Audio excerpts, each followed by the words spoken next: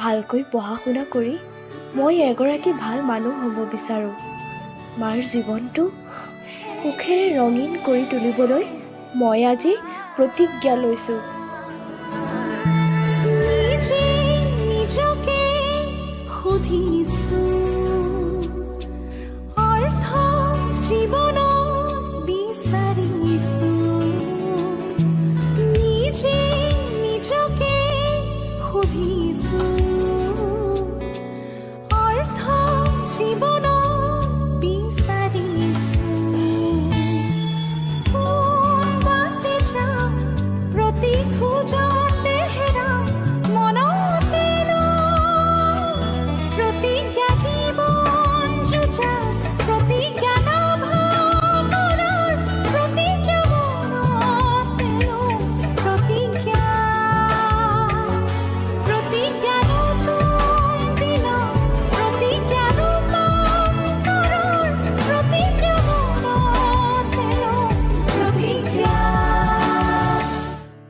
সুকন্যা, মই তোমাক ভাল পাওঁ। তুমি মোৰ হবানে? তুমি এইবোৰ কি কৈছা? মোৰ এতিয়া এইবোৰ কৰিবলৈ সময় নাই।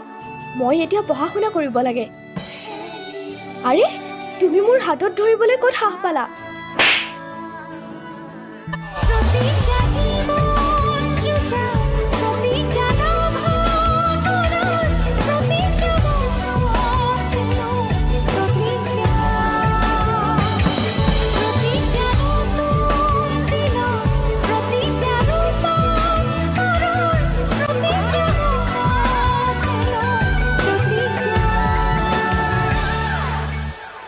মোৰ প্ৰেমক তাই প্ৰতাৰণা কৰিছে।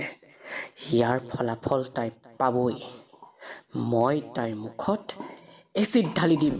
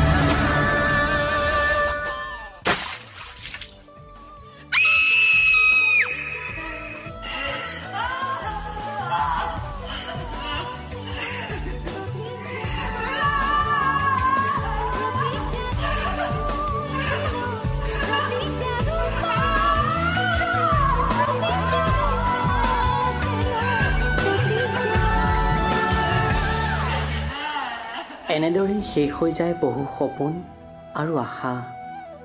অপেক্ষা মাতো সেই দিনটোলৈ, যিদিনা আমাৰ সমাজৰ পৰা নাইকিয়া হ'ব এচিড নিক্ষেপৰ এই দুৰ্দশা।